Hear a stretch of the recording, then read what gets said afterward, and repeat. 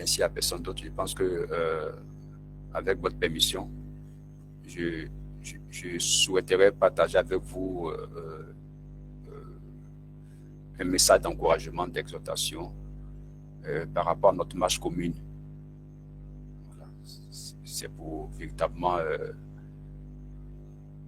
parler un peu de la repentance, mettre l'accent sur la repentance en vue du réveil. Et vous savez tous que aujourd'hui, lorsqu'on nous pose la question, qu'est-ce que nous attendons tous? Nous, en tant qu'Église du Seigneur, quelle est vraiment notre espérance? La Bible nous fait comprendre que nous avons été appelés à une seule espérance. Et je crois bien que nous tous qui sommes réunis dans ce forum-là, Côte d'Ivoire pour Jésus, nous partageons cette espérance-là. C'est en cela qu'à chaque fois, quand il y a les directs, ou du moins quand il y a aussi les réunions sur les différents forums et même les réunions d'assemblée, on voit la motivation. Comment que les bien-aimés sont déterminés, ils répondent toujours présents, que ce soit dans les directs, que ce soit dans le forum Telegram, que ce soit aussi dans les différentes assemblées locales. On voit véritablement l'engouement qui est dans le cœur des uns et des autres. Cela est dû au fait que véritablement, nous aspirons véritablement à la réalisation de cette espérance qui est dans nos cœurs. Et notre espérance à nous, c'est être unis avec le Seigneur Jésus-Christ. C'est lui qui est notre sauveur, c'est lui qui nous a rachetés par son sang, afin que nous l'appartenions entièrement et pour l'éternité. Et non seulement il nous a rachetés, mais il nous a fait la promesse. Cette promesse n'était pas seulement adressée aux disciples qui ont marché avec lui lorsqu'il était dans la chair, mais c'est une promesse qui concerne tous les disciples dans tous les âges. Dans Jean au chapitre 14, il a dit quoi? Il a dit que votre cœur ne se trouve point. Croyez en Dieu et croyez en moi. Voilà. Je vais vous préparer une place. Et lorsque je m'en serai allé pour vous préparer cette place, lorsque j'aurai fini, je reviendrai et je vous prendrai, afin que là où je suis, vous soyez avec moi. Donc la promesse de revenir. Donc Jésus-Christ est parti, nous le savons tous. Voilà, il est parti, il y a eu son ascension, il est parti après sa résurrection. Mais la promesse de revenir, il nous a promis de revenir. Et lorsqu'il reviendra, afin que nous soyons avec lui. Et c'est ce que nous appelons le commandement de l'enlèvement. Matthieu au chapitre 25 montre effectivement cette rencontre-là entre l'époux et l'épouse. Cette rencontre-là entre les vieilles sages qui constituent le lot de ceux qui sont enlevés avec l'époux. Alors donc, nous sommes dans cette attente-là. Et c'est ça qui constitue véritablement notre espérance. C'est ça qui nous pousse véritablement à aimer davantage le Seigneur. C'est ça qui nous pousse véritablement à faire même souvent des sacrifices. Voilà, à faire des sacrifices pour la cause du Seigneur et pour la cause de son royaume. Parce que nous croyons que la promesse, elle est formelle, elle est véritable. La promesse du fait que Christ reviendra et nous cherchera. Il va transformer notre corps corruptible en un corps incorruptible. Cette promesse-là est une promesse certaine. Et qu'elle aura son accomplissement. Alors donc, les bien-aimés, c'est en cela que nous nous préparions. Parce qu'en toute chose, Dieu est un Dieu qui prépare. Nous avons vu lorsqu'il devait rencontrer Israël, il a envoyé Moïse. Il a dit, va vers le peuple, prépare ce peuple-là pendant 3 jours, qu'il lave les vêtements, qu'il n'approche d'aucune femme. C'est vraiment significatif, les bien-aimés, que personne d'eux ne s'approche d'une femme, qu'il lave les vêtements, qu'il soit prêt, parce que le 3e jour, moi Dieu, je descendrai sur la montagne pour venir rencontrer le peuple. Donc cette rencontre entre le divin et l'humain n'est pas une rencontre accidentelle, mais c'est une rencontre qui est le fruit d'une préparation. Je ne sais pas s'il me fait comprendre, les bien-aimés. Alors donc Dieu est un Dieu qui prend soin de préparer son peuple afin de rencontrer ce peuple-là. Dans Amos chapitre 4, verset 12, il dit quoi? Il dit, prépare-toi à ta rencontre, ô Israël. Oui. Donc cette même consigne-là, ça s'adresse également à nous. C'est vrai que la promesse que Christ nous a faite de revenir pour nous chercher nous prendre avec lui. Nous serons avec lui, comme le dit l'apôtre Paul. Dans 1 Thessaloniciens chapitre 4, verset 16 et suivant, l'apôtre Paul parle de cette rencontre-là. Cette rencontre dans les airs, où nous serons avec le Seigneur Jésus et nous serons avec lui pour l'éternité. Vivre avec le Seigneur Jésus pour l'éternité. N'est-ce pas glorieux, n'est-ce pas merveilleux, les bien-aimés? Et Paul dit, consolez-vous avec ces paroles. Parce que ces paroles sont des paroles certaines, sont des promesses certaines. Il dit, consolez-vous avec ces paroles-là. Donc, en entendant ces choses, c'est pour nous une source de consolation. Et c'est pour nous encore une source de fortification face aux difficultés que nous rencontrons, face aux épreuves multiples que nous rencontrons sur cette terre, face au fait que l'ennemi nous crible chaque jour. Mais malgré ces agressions, mais nous tenons fermes. Parce que nous avons cette assurance que un jour, notre divin époux viendra nous chercher, nous prendre avec lui. Alors donc, cette rencontre, elle est certaine. L'enlèvement est quelque chose de certain. Ça aura son accomplissement. Mais nous savons tous que l'enlèvement passe véritablement par une église parfaite. C'est cette église parfaite qui peut être enlevée. Donc, avant qu'il y ait l'enlèvement, il faut que véritablement, il y ait ce qu'on appelle un réveil. Et si vous avez remarqué très bien, le message de l'heure qui doit être vraiment prêché dans presque toutes les assemblées, c'est le message du réveil, le réveil spirituel. Et les autres séances qu'on a passées ici dans sa sainte présence, où à chaque fois, nous prions pour ce réveil-là. Nous prions pour la manifestation réelle, visible et palpable du réveil. Parce que sans le réveil, on ne saurait parler véritablement d'une église parfaite, une église sans tache, ni sainte et irrépréhensible. Sans le réveil, le dessein de Dieu pour l'église ne peut pas avoir son accomplissement. C'est à travers le réveil que l'église pourra être épurée.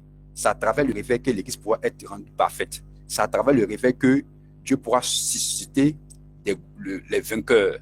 C'est-à-dire que Dieu pourra véritablement susciter vraiment le groupe des vainqueurs. Comme le montrent les différents livres de l'Apocalypse, chapitre 2, chapitre 3, lorsqu'il s'agit des aides de l'église, des choses comme ça, de l'église. Et le réveil, nous savons tous que c'est le Saint-Esprit qui prend le contrôle de l'église. Là où est le réveil, là est la manifestation du Saint-Esprit. Là où est le réveil, la chair n'a pas sa place. Parce que le réveil, c'est Dieu qui prend le contrôle de l'église. C'est Dieu qui œuvre dans l'église et pour l'église, afin d'accomplir son dessein en faveur de l'église. Et ce réveil-là, ça passe véritablement par la repentance. Est-ce que vous voyez bien, les choses sont étroitement liées. Si nous aspirons à l'enlèvement, si nous aspirons véritablement à la manifestation de cette espérance que le Saint-Esprit a mis dans nos cœurs, à savoir être unis avec Christ pour l'éternité, nous devons comprendre que cela passe par le réveil. Et pour que le réveil soit manifesté, il faut que véritablement l'Église entre dans la repentance. Parce que sans repentance, on ne saurait parler de réveil spirituel. Remarquez bien quand nous prenons comme ça, les serviteurs de Dieu d'Adam, même que ce soit dans l'Ancienne Alliance, nous voyons effectivement qu'il y a eu des différents réveils. Voilà, c'est-à-dire que des différents réveils qui étaient en fait des images de ce grand et puissant réveil que nous attendons tous. Quand nous prenons le cas vraiment de Daniel, nous connaissons tous l'histoire de Daniel, ce qui s'est passé en son temps. Daniel était en captivité à Babylone. Parce que cette captivité-là, c'est Dieu qui a levé sa présence. C'est-à-dire que c'est Dieu vraiment qui a privé Israël de sa sainte présence. Et longtemps, Dieu avait averti son peuple à travers ses prophètes, à travers ses messagers, pour les mettre en garde de demeurer dans la fidélité à l'égard de l'alliance qu'il a traitée avec leur père Abraham, Isaac, Jacob, y compris vraiment chose de Moïse et consorts. Mais l'infidélité du peuple, la désobéissance de l'alliance, va faire en sorte que Dieu va retirer sa sainte présence. Et Dieu va dire ce peuple-là, leur faisant comprendre que s'il ne demeure pas fidèle à son alliance, s'il s'éloigne, il va envoyer ce qu'on appelle une nation lointaine, une nation dont ils ne comprennent pas la langue, pour venir vraiment les assujettir et les amener ce qu'on appelle en déportation. On voit avec Jérémie le prophète, on voit avec comme ça, le prophète Esaïe, tous ces prophètes ont prophétisé effectivement la chute d'Israël et la captivité du peuple d'Israël à cause de la désobéissance de ce peuple-là. Donc la désobéissance est quelque chose d'extrêmement dangereux. La désobéissance nous prive de la présence du Seigneur. Et c'est vraiment dangereux d'être privé de la présence du Seigneur. Souvenez-vous dans Nombre chapitre 14, lorsque le peuple a contesté contre Moïse, après le rapport des 12 espions, quand les 12 espions sont venus faire le rapport à Moïse et au peuple, la peur a saisi le cœur du peuple. Et même parmi les 12 espions qui sont partis explorer le pays, il y avait 10 qui ont été saisis également par la même peur, par la crainte, parce qu'ils ont vu effectivement ces géants-là et ils disent que nous sommes comme des sauterelles sous les pieds. Et le peuple a commencé à murmurer, le peuple a commencé à s'opposer à Moïse, à contester son autorité, toutes ces choses-là. Et il est en Égypte, où c'était comme là, comme esclave. Et lorsque Dieu est descendu dans cette colonne de feu-là, Dieu a prononcé un jugement et il a dit clairement, vous saurez ce que signifie être privé de ma sainte présence. À cause de l'incrédulité, à cause de la dureté de leur cœur, ils ont été privés de la présence du Seigneur. Et on a vu ce qui s'est passé par la suite. Ils sont tous morts dans le désert. Alors, les bien-aimés, nous devons comprendre effectivement que ces choses-là, comme le dit l'apôtre Paul, leur sont arrivées pour nous servir d'instruction, pour nous qui sommes arrivés au temps de la fête. Donc, lorsque nous sommes avec le Seigneur, nous devons nos vies pour ne pas tomber dans les murmures, pour ne pas tomber dans l'incrédulité à l'égard des promesses du Seigneur et à l'égard de sa parole, pour ne pas tomber dans la désobéissance à l'égard du Seigneur, ce qui peut nous priver de la présence sainte du Seigneur. Alors, donc, Daniel a été envoyé en captivité avec vraiment tout le peuple à Babylone. Et la Bible nous fait comprendre que Daniel a vu par les écrits du prophète Jérémie que la captivité devait durer 70 ans. Nous nous souvenons tous de cette histoire. Et lorsque le temps est arrivé, la Bible nous fait comprendre que Daniel s'est révélé de la cendre. Il s'est mis dans les dispositions d'humiliation. Il s'est mis à jeûner et à prier et à intercéder. Le jeûne, c'était un jeûne de repentance. La prière, c'était une prière de repentance. Pourquoi? Parce que c'est à cause de l'iniquité du peuple, à cause du péché du peuple, qu'ils étaient dans cette situation de captivité-là. Donc la faute n'était pas au niveau du Seigneur, mais la faute était à notre niveau, c'est-à-dire au niveau du peuple. C'est eux qui étaient responsables de leur situation, c'est eux qui étaient responsables de leurs conditions misérables. Donc Daniel, le prophète, est allé dans la sainte présence du Seigneur, dans un esprit de repentance, dans un esprit de contrition, à l'implorer la grâce du Seigneur, parce qu'il s'est souvenu que dans les écrits aussi, Dieu s'est vraiment révélé comme étant le Dieu miséricordieux, le Dieu qui est lent à la colère, mais qui est riche en bonté, qui est riche en miséricorde. Donc sa miséricorde Dieu a toujours. Donc Daniel s'est saisi de ces promesses-là, du caractère miséricordieux de et il allait dans la présence du Seigneur en présentant ça au Seigneur, sans toutefois oublier de mentionner les iniquités qu'ils ont commis, les péchés qu'ils ont commis. C'est lui-même identifié au peuple. Alors que Daniel, bon, c'était un prophète juste, quelqu'un qui marchait dans la crainte de Dieu. Mais quand il est dans la repentance, il s'est identifié au peuple. Il a confessé le péché du peuple, comme il a confessé lui-même aussi ses propres péchés.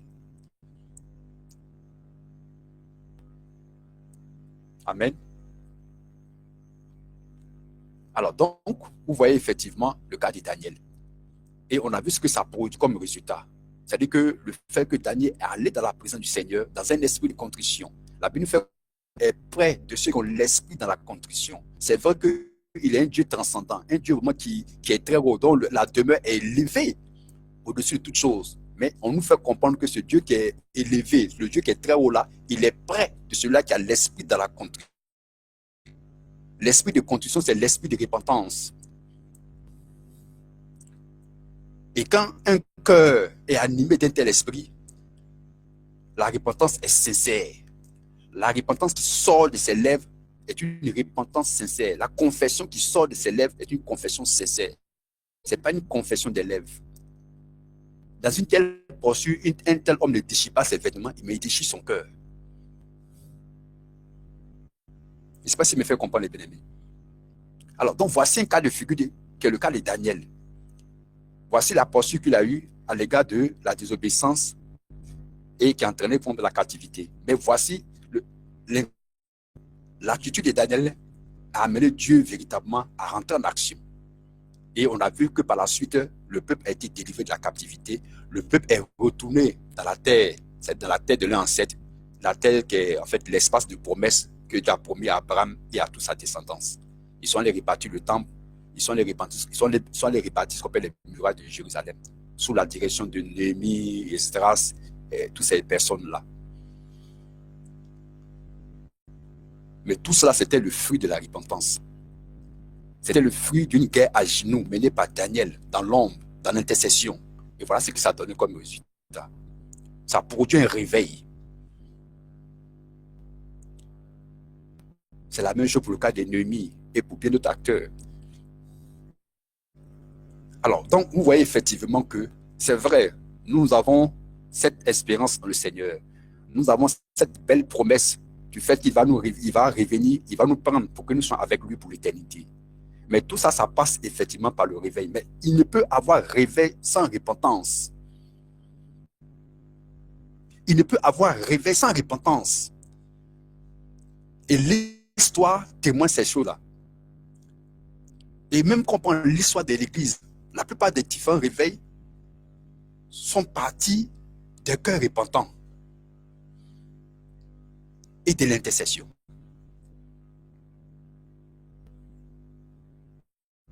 Que ce soit le réveil, même le premier réveil de l'histoire de l'Église, à chapitre 2. À chapitre 2. Hein? Il faudrait prendre à chapitre 2, à partir du verset 37-38 là-bas. Qu'est-ce qu'il est là-bas? À chapitre 2, verset 37 à 38. Si nous lisons ça, pendant même le premier réveil, avant qu'il y ait réveil, quelle est la parole qui a été annoncée? Non. L'idée.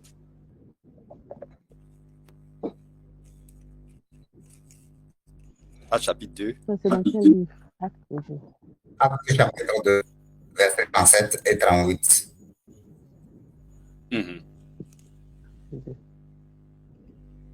Oui, mon frère Jacques. Après avoir entendu ce discours, ils eurent le cœur vivement touché et ils dirent à Pierre et aux apôtres, ils dirent à Pierre et aux autres apôtres, mon frère, que ferons-nous? Pierre leur dit, repentez-vous et que chacun de vous soit baptisé au nom du Seigneur Jésus pour le pardon de vos péchés et vous recevrez le don du Saint-Esprit. Amen. Amen. Vous voyez, on parle là de la repentance. Donc, l'apôtre Pierre, sous l'impulsion du Saint-Esprit, a prêché la bonne nouvelle. Et la bonne nouvelle, c'est la bonne nouvelle de la repentance. Jésus, mais quand il est venu, dans Marc chapitre 1 là-bas, prenons Marc chapitre 1, un autre frère prend Marc chapitre 1, le verset 15. Marc chapitre 1, verset 15. On va revenir sur ce passage de Acte chapitre 2 là. Mais dans Marc chapitre 1, le verset 15, il a dit quoi là-bas?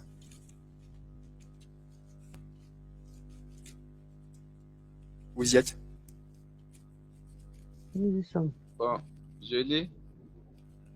Oui, vas-y, mon frère Marc Israël. chapitre, Marc chapitre 1, verset 15. Verset, Il à partir du verset disait, 14 et 15. Commence à partir du verset d'accord, 14. d'accord. Après que Jean eut été livré, Jésus alla dans la Galilée, prêchant l'évangile de Dieu. Il disait, le temps est accompli et le royaume de Dieu est proche. Répondez-vous et croyez à la bonne nouvelle. Amen. Amen. Amen. Sois béni, mon frère. Vous voyez ici, Jésus lui-même, quand il est venu, après le départ du prophète Jean, lorsque Jean a quitté la scène et que Jésus devait entrer en scène, ouais, il est entré en scène par l'évangile. Il commença à prêcher l'évangile de Dieu. Et l'évangile de Dieu consiste à la repentance en vue d'accéder au royaume. Il dit les temps sont accomplis, le royaume des cieux est proche. Mais pour que nous puissions accéder à ce royaume-là, il faut que vous repentez, la repentance. Tout part de la repentance. Et c'est le même évangile que l'apôtre Pierre prêche en tant que disciple de Jésus. Il ne pouvait pas prêcher autre chose. Parce que ce qu'il a reçu de son maître, c'est ce qu'il donne. Et à la Pentecôte, il dit, repentez-vous. Donc le message de la repentance passe d'abord afin que le cœur soit préparé à recevoir la personne du Seigneur Jésus. Et cela va, l'entrée de Jésus dans le cœur produit le réveil, un réveil spirituel dans la vie. Mais pour que Christ puisse prendre possession des cœurs, pour que Christ puisse régner dans le cœur, il faut que véritablement l'âme se répande. C'est-à-dire qu'il faut que l'âme soit dans un état de contrition. Il est dit quoi? On dit qu'après avoir entendu les discours de l'apôtre Pierre, ils eurent le cœur vivement touché. Donc, les paroles de Pierre ont eu un effet dans leur cœur. Ça produit vraiment la repentance dans leur cœur.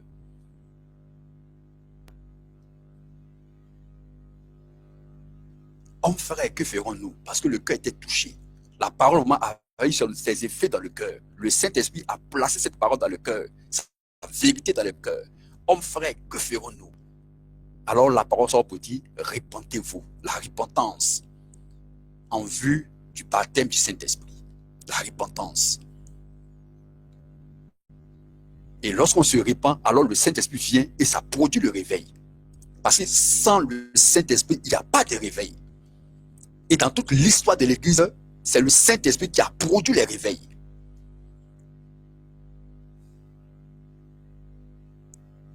Alors, nous voyons que même à l'aube, c'est-à-dire que de l'histoire de l'Église, c'est-à-dire que dans la Genèse, au tout est parti de la repentance. Tout est parti des cœurs contrits, des cœurs vraiment qui étaient saisis de l'état de leur état et de ce qu'ils ont fait, le mal qu'ils ont fait, qui a attristé le cœur de Dieu. Alors, cette conscience du péché là va produire la repentance dans les cœurs. Et cette repentance, c'est une repentance sincère parce que la Bible nous fait comprendre que Dieu est plus grand que notre cœur. Et ces personnes, effectivement, ont expérimenté le baptême du Saint-Esprit parce que Dieu, connaissant le cœur, comme le dit l'apôtre Pierre dans chapitre 15 là-bas, Dieu, comme ça, Dieu lui a accordé l'esprit pour purifier le cœur. Alors, donc, vous voyez qu'effectivement, depuis même la genèse de l'Église, on a vu les cas de figure dans l'Ancienne Alliance, avec le cas de Daniel, dont j'ai pris l'exemple tout à l'heure, le cas de Néhémie, et même quand on prend même dans la période de la judicature, nous voyons effectivement, avant que Dieu ne puisse susciter un juge, il y avait vraiment la repentance qui était d'abord dans le cœur du peuple. Et ça amenait Dieu vraiment à rentrer en scène et à susciter vraiment des juges. Et les juges vraiment étaient comme des libérateurs pour délivrer effectivement le peuple d'Israël de la main de la servitude, de l'esclavage. Lisez toute l'histoire de la période de la judicature, vous allez voir effectivement comment ça se passe. Et dans l'ère de l'Église, c'est la même chose. Dieu sont ignorables. Il a dit dans Malachie, je suis Dieu et je ne change pas. Donc, le même cœur repentant, contrit, va toujours produire effectivement un réveil. Et Dieu va toujours intervenir pour apporter le réveil. Alors, il est bien que nous attendons le Seigneur. Il est bien que l'enlèvement est proche. Il est bien que nous parlons effectivement du réveil final de l'Église. Mais nous devons comprendre que ce réveil si nous n'allons pas dans la repentance, si nous n'avons pas un cœur repenti vis-à-vis du Seigneur. Parce que c'est à cause de nos iniquités, à cause de l'iniquité, tout un peuple, qui est le peuple de la nouvelle alliance qui constitue l'Église, c'est ça qui fait effectivement que Dieu, le Saint-Esprit s'est retiré de l'Église. Alors, donc quand nous prenons même les lettres de l'Apocalypse, on parle de l'âge de la Odyssée, et nous sommes tous d'accord ici que nous sommes dans le temps de la Odyssée. Et le temps de la Odyssée, c'est le dernier âge de l'Église. Mais regardez un peu la posture du Seigneur Jésus-Christ à cet âge-là. C'est effrayant, les bien-aimés. C'est vraiment effrayant. Comment Jésus, qui est la tête de l'Église, se trouve hors de l'Église. Vous voyez les bien-aimés, vous voyez que c'est vraiment paradoxal. Jésus, qui est la tête de l'Église, se trouve hors de son corps. C'est comme ça qu'il se présente. Il dit, je suis à la porte et je frappe. Alors qu'au début de l'âge, dans le livre d'Apocalypse chapitre 3, on peut prendre ça, allons à Apocalypse chapitre 3, lisons ça rapidement. Apocalypse chapitre 3. Lisons d'abord le chapitre 2 de l'Apocalypse, le verset 1. Apocalypse chapitre 2, verset 1. Enfin, Jacques, si tu es, tu fais la lecture.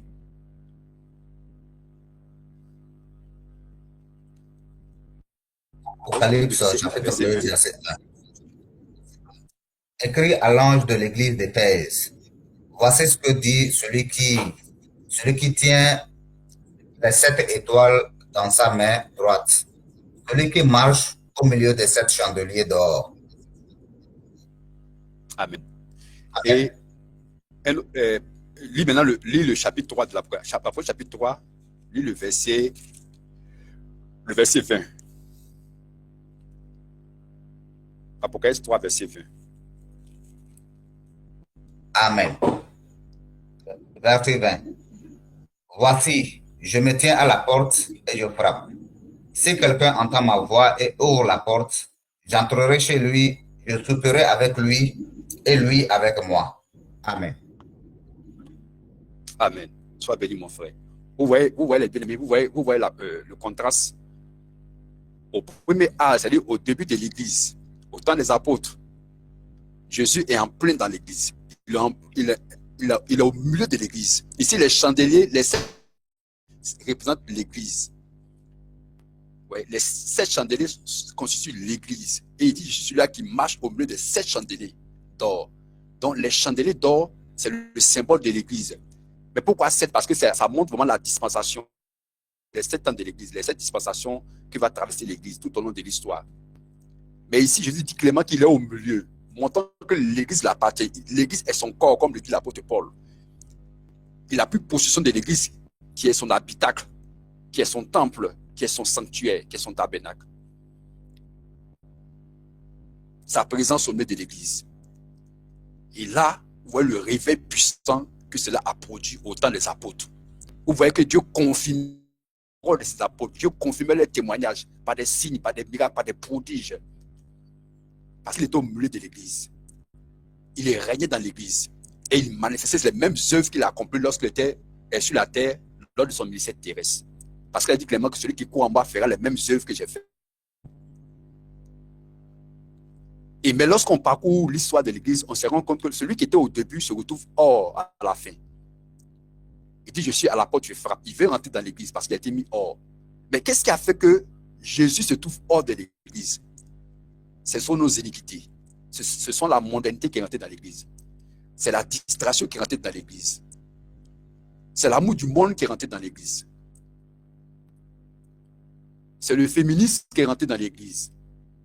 La rébellion est rentrée dans l'Église. L'incrédulité est rentrée dans l'Église. C'est tout ça qui a fait que le Saint-Esprit s'est retiré. Ne pouvons pas cohabiter avec vraiment ces styles de péché retirés. Donc, c'est devenu une église morte. L'église qui était vivante au temps des apôtres. Tout au long de l'histoire, l'église est devenue une église morte. Une église en perte de vitesse. Une église mondaine qui copie le monde, qui fait comme le monde. Les musiques mondaines sont entrées dans l'église. Les kémés sont entrés dans l'église. Les ballets sont entrés dans l'église. Les sketchs sont entrés dans l'église. Le féminisme est entré dans l'église. Où la femme aujourd'hui a pris l'autorité.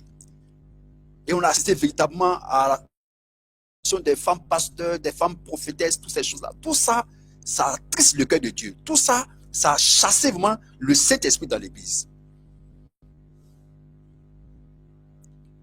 Vous voyez l'état de l'église aujourd'hui. Et on parle du réveil. Alors les bien-aimés, vous voyez, vous comprenez vraiment le mal que l'église a fait au cœur du Seigneur. Et il s'impose aujourd'hui pour nous la nécessité d'une vraie repentance sincère devant le Seigneur, pour que véritablement l'autorité de Dieu soit restaurée dans l'église, pour que véritablement le feu descende du ciel et puisse véritablement apporter véritablement la puissance dans l'église. L'église est morcelée, l'église est divisée. D'une église unique sous l'autorité de Christ. Aujourd'hui, on a assisté véritablement à plusieurs, à les dénominations, les organisations qui pullulent comme des champions. Donc l'unité a été brisée. Il faut que l'unité soit restaurée. L'unité de la foi soit restaurée. Et nous sommes véritablement à ce stade-là. Nous sommes à cette ère-là. Il faut que ce soit fait. Il faut que ce soit restauré. Ça, c'est le préalable afin que le réveil soit manifesté. Cela passe par la repentance, la réforme de nos voies, l'examen de soi de façon minutieuse pour voir où on en est à l'égard de la parole de Dieu, où on a fauté, quels sont les différents styles de péché que nous avons commis et qui a fait que le Seigneur s'est retiré de nous.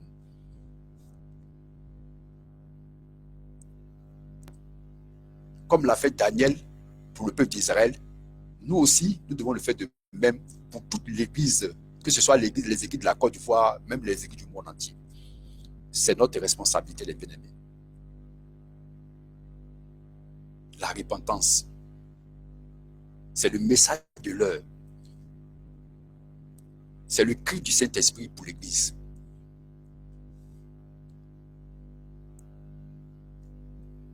On va lire Joël. Voilà, pour terminer, lisons Joël. Je ne vais pas être trop long. Prenons le livre de Joël.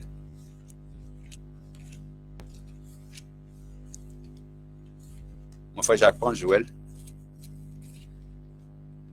Joël à partir du verset 12. Joël chapitre 1 à partir du verset 12. Le chapitre 2, mon frère. Chapitre 2 à partir du verset 12. Amen. Maintenant encore, dit l'Éternel, revenez à moi de tout votre cœur, avec des jeûnes, avec des pleurs et des lamentations.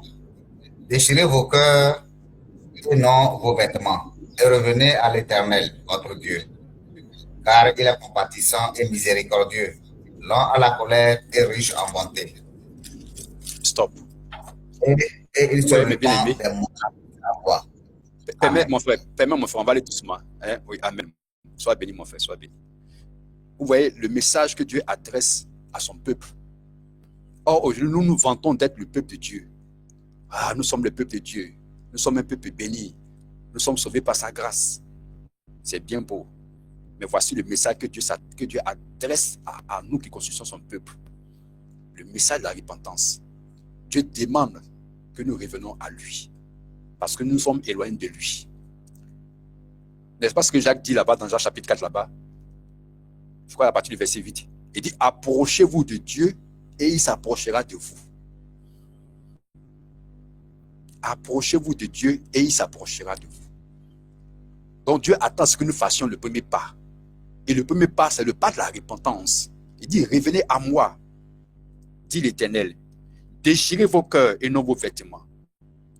Et revenez à l'Éternel votre Dieu, car il est compatissant et il est miséricordieux. Voici le caractère de Dieu. Un Dieu qui est compatissant, un Dieu qui est miséricordieux, un Dieu qui est lent à la colère. Un Dieu dont la miséricorde surpasse toute intelligence humaine. Mais pour que nous puissions bénéficier de sa miséricorde, nous devons revenir à lui. Mais pas n'importe comment, en fait, les bien-aimés. Eh bien, nous devons déchirer notre cœur. Il s'agit du cœur de l'homme. C'est du cœur qu'il s'agit, les bien-aimés. Notre cœur et non les vêtements. Donc, c'est la repentance. L'homme charnel a tendance à faire des repentances de façade. Et nous sommes accoutumés à faire ces styles de repentance. C'est-à-dire que le cœur n'est pas touché. Le cœur n'a pas conscience du péché. Le cœur n'a pas la conscience de la gravité du péché. À savoir que le péché fait mal au cœur de Dieu, touche le cœur de Dieu. Il attriste énormément le Seigneur. On va dans sa présence et puis bon, ouais, Seigneur, vraiment pardonne mes péchés, pardonne mes iniquités. Et souvent même on ne cite pas, c'est-à-dire qu'on ne met pas le doigt sur le style de péché qu'on a commis. On fait les choses de façon vague là et puis bon, on sort de sa présence. Mais, les bien-aimés, nous sommes en relation avec un Dieu sérieux. Donc soyons nous-mêmes sérieux et allons dans sa présence de façon sérieuse. Répandez véritablement. Que notre cœur soit véritablement touché par sa grâce. Parce que si le cœur n'est pas touché, ça pose problème. Que le Seigneur nous fasse la grâce d'avoir un cœur vraiment repentant. Que le Seigneur déverse un esprit de grâce et de repentance sur son peuple, surtout en cette heure décisive.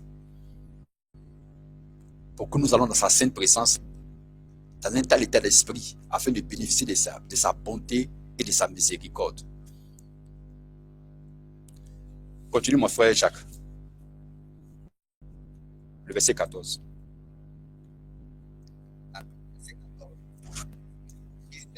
S'il ne reviendra pas, il ne se repentira pas. Et s'il ne laissera pas après lui la bénédiction, des offrandes et des libations pour l'Éternel, votre Dieu. Je reprends le verset 14, s'il vous plaît. Qui sait s'il ne reviendra pas et ne se repentira pas, et s'il ne laissera pas après lui la bénédiction, des offrandes et des libations pour l'Éternel, votre Dieu. Sonnez de la trompette en Sion, publiez un jeûne, une convocation solennelle, assemblez le peuple, formez une sainte réunion, assemblez les vieillards, assemblez les enfants, même les nourrissons à la mamelle. Que l'époux sorte de sa demeure et l'épouse de sa chambre. Contre le portique et l'autel pleurent les sacrificateurs, serviteurs de l'Éternel, et qu'ils disent, Éternel, épargne ton peuple, ne livre pas ton héritage à l'opprobre, aux rêveries des nations. Pourquoi dirait-on parmi les peuples, où est leur Dieu? Amen. Amen, amen. Sois béni, mon frère. C'est des messages forts que Dieu adresse à son peuple.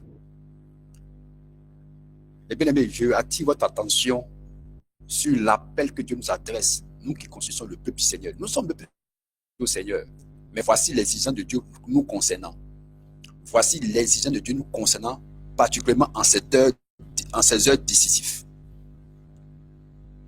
Nous sommes à proximité d'un réveil, mais le réveil ne saurait avoir lieu si véritablement nous n'allons pas dans la repentance.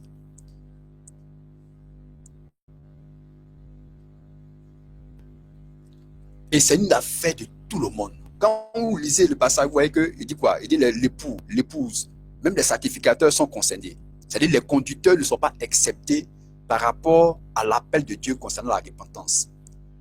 Les vieillards, les nourrissons, partout, tout le monde, quel que soit l'âge, peu importe. Donc c'est une affaire de tout un peuple. Il dit plus bien jeune, une convocation solennelle, assembler le former une sainte réunion. Donc, Dieu adresse à son peuple une sainte convocation. Et le peuple vient vers la face du Seigneur dans un esprit de jeûne et de repentance. Et ça s'impose à tout un peuple. Même les nourrissons sont dedans. Les vieillards sont dedans. Ce qu'on appelle les personnes du troisième âge, malgré leur faiblesse, vu leur âge avancé, mais ils sont dedans, dans le jeûne, en train de jeûner, en train de se repentir. On ne dit pas, ah, bon, comme moi je suis vieux, je suis faible, j'ai un problème d'estomac. Non. Il n'y a pas de raisonnement en fait. Il n'y a pas de raisonnement. Souvenez-vous de Anne. Elle avait quel âge? Anne la prophétesse. On dit malgré son âge avancé, elle servait le Seigneur dans les jeûnes. On ne dit pas dans le jeûne, on dit dans les jeûnes et dans les prières. Malgré son âge avancé, plus de 80 ans, une femme qui était vraiment avancée en âge, mais elle servait le Seigneur dans les jeûnes et dans les prières. Donc c'est une affaire de tout le monde. Étant conscient de la miséricorde du Seigneur, de la promesse que le Seigneur reviendra de sa colère, il reviendra vraiment vers nous et pour nous bénir, pour nous apporter la bénédiction, comme il est dit ici dans ce passage-là. Nous devons véritablement comprendre que cela passe par la repentance. Mon frère Jacques, pour terminer, lis le verset 23. Le verset 23 du même chapitre. Amen. Amen. Et vous, enfants de Sion, ouais, voilà. Oui, amen. Et vous, enfants de Sion, soyez dans l'allégresse et réjouissez-vous. Et réjouissez-vous en l'Éternel, votre Dieu, car il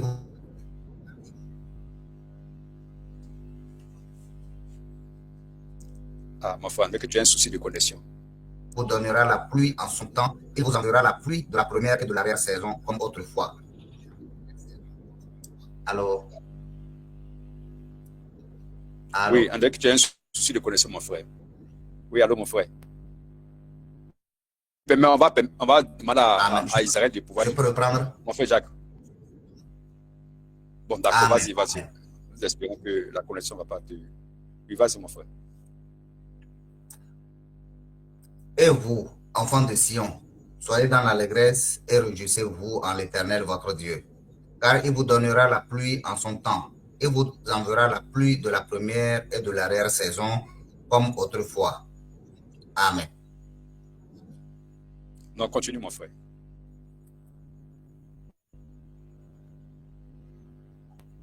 Verset 24.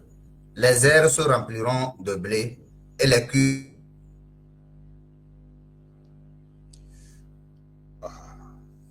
Facile. Allô? Puis vous regorgeront de mou et d'huile. Je vous remplacerai les années qui ont dévoré. Allô? Mon frère Jacques, ta connexion n'est pas bonne. Allô, oui. Si, oui, la connexion déconne un peu là. Donc, si on va permettre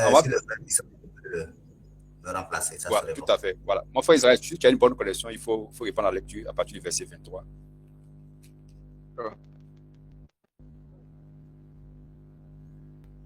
Et vous, enfants de Sion, soyez dans l'allégresse et réjouissez-vous en l'Éternel, votre Dieu, car il vous donnera la pluie en son temps. Il vous enverra la pluie de la première et de l'arrière-saison, comme autrefois. Les airs se rempliront de blé, et les cuves regorgeront de mou et d'huile. Je vous remplacerai les années qu'ont dévoré la sauterelle, le gélec, le asile et le gazam, ma grande armée que j'avais envoyée contre vous. Vous mangerez et vous rassasierez, et vous célébrerez le nom de l'Éternel votre Dieu, qui aura fait pour vous des prodiges, et mon peuple ne sera plus jamais dans la confusion. Et vous saurez que je suis au milieu d'Israël, que je suis l'Éternel votre Dieu, et qu'il n'y a point d'autre, et mon peuple ne sera plus jamais dans la confusion. Après cela, je répandrai mon esprit sur toute chair. Vos fils et vos filles prophétiseront. Vos vieillards auront des songes et vos jeunes gens des visions. même sur les serviteurs et sur les servantes. Dans ce jour-là, je répandrai mon esprit. Je ferai paraître des Amen. Amen. prodiges. Amen. Amen. Amen. Ça peut aller, c'est bon. Amen. Sois béni, mon frère. Sois béni. Amen. Alors, vous voyez, les bien-aimés, la parole de Dieu est tellement claire. Voilà, la parole de Dieu est tellement claire. Vous voyez qu'il y a les bonnes choses qui nous attendent. Il y a des choses merveilleuses et glorieuses qui nous attendent. Son serviteur avait l'habitude de dire, souvent dans les directs, vous voyez que c'est quel moment glorieux pour l'Église. Ouais, quel moment glorieux pour l'Église. Parce que en tant que prophète, il voyait véritablement les choses qui attendent l'Église. Et ces choses-là sont des choses merveilleuses. Ces moments sont des moments glorieux pour l'Église. Des choses que l'un n'a point vu, l'autre n'a pas entendu, mais qui vont se manifester en notre génération. Parce que nous sommes la dernière génération et c'est nous qui conclusions, qui faisons l'histoire de l'Église qui a été initiée par les Paul, les Pierre, les Jean, les Jacques, qui ont été nos ancêtres spirituels. Nous sommes la conclusion. Nous sommes vraiment comme ça, la dispensation qui mettons fin véritablement à cette histoire-là qui a été initiée par les apôtres. Notre temps, c'est le temps de la maturation. C'est le temps où nous devons présenter ce grain de blé mûr à Christ. Donc, ce grain de blé qui a été sémé à la Pentecôte, c'est ce grain de blé que Christ veut avoir dans son état mature au temps de la fin, qui est notre temps. J'espère que je me fais comprendre, les bien-aimés. Donc, vous voyez qu'on a une lourde responsabilité. C'est cela que nous devons que les choses spirituelles.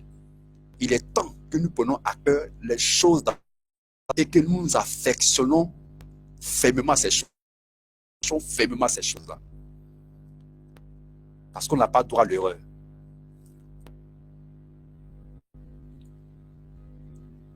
Et comme on a l'habitude de dire, il n'y a jamais temps pour mieux faire. Voilà pourquoi le Seigneur nous adresse ce message ce soir. Repentance en vue du réveil final. Le réveil aura bel et bien lieu. Elle se manifestera certainement. Mais il n'y aura que ceux effectivement qui ont pris à cœur les choses du Seigneur et qui sont dans sa présence dans la vie, qui pourront être vraiment des artisans de ce réveil. Les chrétiens plaisantés seront mis de côté. Dieu a en train de faire une œuvre de purification de l'Église. Et ce n'est pas moi qui le dis, même vous-même vous êtes là, vous êtes témoin, vous avez écouté les différents directs où vous avez vu que son serviteur a parlé de ces choses-là, l'œuvre de purification de l'Église, le moment où le jugement de Dieu commencera dans l'Église. Il y aura une œuvre de purification, une œuvre de séparation entre les chrétiens sérieux et dynamiques et ceux vraiment qui sont plaisantés. Donc les bien-aimés, l'heure est au sérieux. L'heure est une prise de conscience de notre état, à savoir qu'on a fait fausse route. Il est temps de mal. Et pour revenir, c'est la repentance. Il n'y a pas d'autre chemin.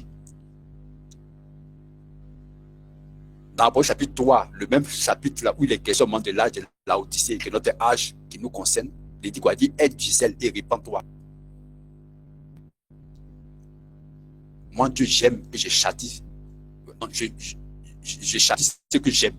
Mais aide du zèle et repens-toi. C'est ce qu'il dit dans ce passage-là. Vous voyez que c'est le message encore qui est prêché, qui est la repentance, qui est lié vraiment à notre temps, qui est l'âge de la Odyssée. Et ici, dans Joël, c'est un moment glorieux, c'est un moment merveilleux pour l'Église là. C'est prophétisé dans Joël. Il est question de la pluie, de la reste-saison, la pluie en abondance. Et que vous allez manger, vous serez rassasiés, vous aurez tout. Hein? Vos airs seront remplis de blé. Hein? Le verset 24. Et les cuves regorgeront de moules et d'huile. La promesse de la pluie, la promesse du réveil, la pluie en abondance, le Saint-Esprit qui va descendre avec abondance sur l'Église et qui va prendre possession de l'Église afin de manifester les mêmes œuvres que Christ a manifestées lors de son ministère terrestre. Les œuvres de puissance seront manifestées également. La parole créatrice sera rendue manifeste encore également en ces temps, en notre génération. Des choses vraiment terribles vont se passer. des choses merveilleuses qui vont se passer.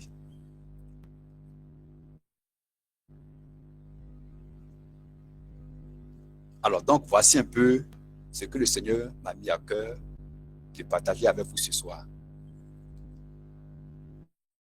C'est une exhortation à chacun de nous. Et comme on l'a vu dans Joël chapitre 2, personne n'est excepté. Nous sommes tous impliqués dans ce message-là qui constitue l'existence de Dieu nous concernant, nous qui sommes son peuple. On sera avec le temps de Joël, non, Jonas plutôt. Jonas chapitre 3. Quand le message a été prêché à Ninive, on a vu vraiment la réaction de tous les habitants de Ninive. Ils ont eu le cœur contrit, le cœur était saisi vraiment de contrition. Ils ont vu effectivement qu'ils avaient dévié, ils se sont écartés de la voie du Seigneur. Et ils ont publié vraiment un moment de jeûne et de repentance. On dit tous, depuis les plus grands jusqu'aux plus petits. Même les animaux ont jeûné. Ils ont fait jeûner même les animaux. Ils ont fait jeûner même les animaux. Et on a vu ce que cela a produit comme résultat. Dieu s'est repenti mal qu'il voulait faire au peuple de Ninive. Et notre Dieu est le même hier, aujourd'hui, éternellement. C'est que le Seigneur a accompli en faveur de Ninive, il est celui qui peut l'accomplir en faveur de son peuple que nous sommes. Surtout que nous sommes peuple de la nouvelle alliance, un peuple béni, un peuple vraiment richement béni, un peuple qui a été sanctifié par l'œuvre de la croix. Alors donc, qu'est-ce que nous pouvons faire si ce n'est pas aller dans sa sainte présence et nous repentir sincèrement? Et nous allons voir effectivement ces promesses glorieuses qui ont été dites nous concernant auront leur accomplissement. Vraiment que le Seigneur vous bénisse, que le Seigneur bénisse sa parole. Donc voici les bien-aimés, en tout cas, ce que le Seigneur m'a mis à cœur de partager avec vous ce soir, et vraiment que le Seigneur vous bénisse. Soyez bénis. Amen. Amen. Bénis mon frère. Amen. Que le Seigneur te bénisse également pour ce merveilleux message, ce message très puissant. Amen. Amen. Alors donc nous allons chanter un cantique. Nous allons chanter un cantique avant de passer à la phase de la prière. On a chanté un cantique. À moins que il y ait peut-être soit un frère ou une sœur qui souhaiterait soit avoir plus de compréhension par rapport à cette parole qui a été prononcée ce soir. Parce qu'il faudrait que chacun de nous comprenne vraiment l'essence même de ce message qui a été annoncé ce soir. Voilà. Pour que nous puissions vraiment en faire un bon usage. Parce qu'une chose est d'entendre la parole de Dieu et une chose est de pouvoir véritablement en faire un bon usage. C'est-à-dire mettre cette parole en pratique. Il est dit clairement que ce n'est pas celui qui écoute la loi qui est justifié, mais celui-là qui met la loi en pratique. Alléluia. Donc s'il y a des questions de compréhension, vous avez la parole. Dans le cas contraire, nous allons chanter un cantique et puis passer à la phase de prière. Ou aussi, si les conducteurs qui sont à côté aussi, s'il y a un conducteur qui veut aussi intervenir, mon frère Jean-Claude, mon frère Jacques Bissan, mon frère Eden, je ne sais pas s'il est connecté toujours. Voilà, donc.